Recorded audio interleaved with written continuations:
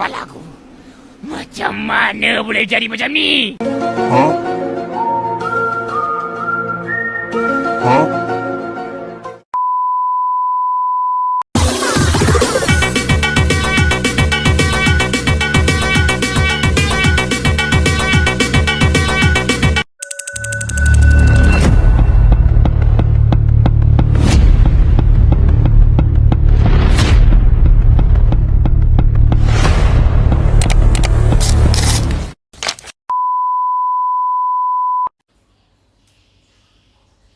Jalan-jalan dengan sepatu rodaku, kiri kanan ikuti irama lagu. Iya, ketinggalan. Oke, bismillahirrahmanirrahim. Hai semuanya, perkenalkan saya Rahmadini dari S1 Kedokteran Institut Kesehatan Medistra Lubuk Pakam.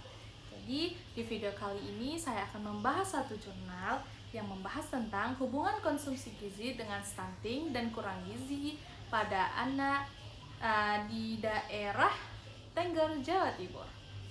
Oke, yang dimana yang kedepannya kita akan menjadi tenaga kesehatan, insya Allah. Ya, kemungkinan pembahasan ini cukup penting. Oke, mari kita bahas.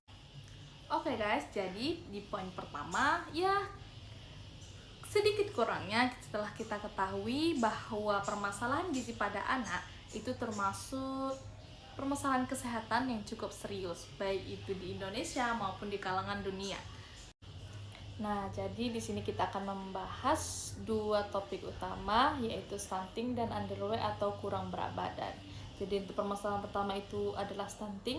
Nah, jadi stunting itu semisalnya itu kita mendapati seorang anak, jadi tingginya itu tidak sama dengan teman sejawatnya, tapi sebenarnya itulah yang menunjukkan bahwa anak itu tuh dia kekurangan gizi, yang kemungkinan itu tuh sudah berlangsung dalam jangka yang lama tanpa kita sadari, berlangsung dalam jangka lama, dan itulah yang bisa menghambat pertumbuh kembangan anak ini tadi. Dan contoh yang kedua itu tadi ada apa? Ada underweight, yaitu kurang berat badan ya.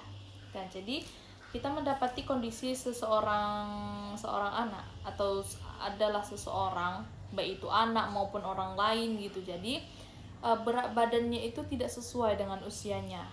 Jadi semestinya usianya berapa, berat badannya itu berapa gitu. Jadi dari penelitian ini yang dilakukan pada masyarakat suku Tengger di kawasan Jawa Timur, di mana masyarakat di sana tuh masih bergantung kepada budaya, dan mereka juga memiliki kebiasaan makan yang cukup unik, di mana pola makannya itu masih berdasarkan dengan tradisi yang dimana ya mereka termasuk penduduk yang memiliki pantangan makanan yang akan dikonsumsi. Nah, jadi konsumsinya itu yang tertentu juga. Dan jadi hal-hal inilah yang memungkinkan terjadinya atau berpengaruhnya terhadap variasi makanan yang akan dikonsumsi mereka. Nah, baik itu bagi ibu hamil, ibu menyusui, maupun kalangan anak-anak. Nah, jadi dari hasil penelitian itu juga banyak didapati di masyarakat sana itu bahwa banyak balita dia itu kekurangan zat energi dan juga kekurangan yang namanya itu atau yang kita sebut itu dengan gizi makro. Contohnya itu kayak protein, lemak, dan karbohidrat. Nah, dimana yang kita ketahui kan zat gizi ini tuh sangat penting bagi pertumbuhan anak. Nah, dimana contohnya si protein ini dia itu berfungsi dalam pembentukan jaringan tubuh, dan contohnya itu ada lemak, dia itu sebagai cadangan energi, atau lemak itu juga bisa membantu penyerapan beberapa vitamin penting seperti A, D, E, K gitu. Jadi ada hal menarik di dalam penelitian ini. Ternyata semua zat penting yang udah diteliti, ternyata asupan lemak ini yang menjadi faktor paling berhubungan dengan kejadian underweight atau kurangnya berat badan pada anak ini.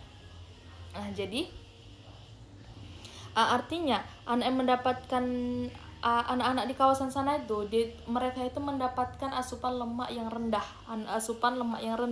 dan kemungkinan dia itu lebih besar yang dimana tuh itu tuh yang berpengaruh bagi mereka mengalami berat badan kurang. Nah, kenapa bisa begitu? Karena ketika tubuh kekurangan lemak. Nah, lemak ini tadi kan dia sebagai cadangan energi dalam tubuh. Jadi, ketika lemak itu kurang, akibatnya apa? Tubuhnya itu mulai menggunakan energi-energi yang ada sehingga berat badan anak itu bisa turun dan pertumbuhannya itu juga makin kurang. Selain itu, salah satu penyebab rendahnya asupan gizi pada masyarakat Tengger di sana itu tuh adanya kebiasaan dan pantangan pada makanan mereka. Nah, jadi dari sumber protein atau lemak yang kita dapati dari ikan, contoh itu tadi itu ikan maupun daging, itu tuh masih sangat jarang dikonsumsi orang-orang sana. Jadi padahal kedua makanan itu termasuk sumber zat gizi penting untuk pertumbuh kembangan pada anak. Jadi masalahnya di sini bukan tertuju pada kalimat apakah anak ini makan atau tidak, tetapi apakah makanan yang dikonsumsi ini sudah cukup beragam dan sudah memenuhi kebutuhan gizi sang anak. Jadi dari penelitian ini juga ditemukan beberapa faktor seperti kayak pendidikan orang tua, pendapatan keluarga atau riwayat kelahiran, itu tuh menjadi menjadi petunjuk bahwa hubungan itu sangat signifikan terhadap menjadi faktor yang sangat signifikan dari kejadian si stunting ini tadi, dari kejadian stunting maupun underweight pada wilayah ini tadi. Jadi hal ini tuh menunjukkan bahwa masalah gizi anak itu tuh sangat kompleks dan tidak hanya dipengaruhi oleh faktor ekonomi, tetapi banyak faktornya. Itu tadi yang sudah saya sebutkan, dan juga pola makan dan kebiasaan bahkan pantangan yang mendasari budaya atau tradisi dari masyarakat di sana. Oke, di sini kita masuk ke tahap terakhir, yaitu untuk kesimpulannya bahwa konsumsi gizi ini dia itu memiliki peran penting, sangat penting untuk pencegahan dua permasalahan utama tadi, yaitu si stunting dan kurang gizi. Nah, jadi pada masyarakat Tengger ini ada beberapa faktor yang perlu ditingkatkan. Salah satunya itu kayak peningkatan asupan si zat gizi makro ini tadi, terutama lemak ya, sebagai cadangan energi. Dan kita bisa meningkatkan edukasi kepada seluruh orang tua akan pentingnya makanan yang bergizi seimbang dan beragam. Jadi karena anak yang sehat itu dia itu tidak terlalu membutuhkan yang namanya makanan. Jadi anak yang sehat itu dia itu bukan cuma membutuhkan makanan yang membuatnya kenyang, tetapi kita pastikan bahwa anak tersebut mendapatkan makanan yang betul-betul memenuhi kebutuhan tubuhnya untuk tumbuh dan kembangnya. Jadi oke semuanya, sekian penjelasan dari saya mengenai jurnal tadi. Semoga bisa menambah wawasan kita ke depannya mengenai pentingnya si zat gizi ini tadi dalam mencegah permasalahan pertumbuhan maupun perkembangan pada anak.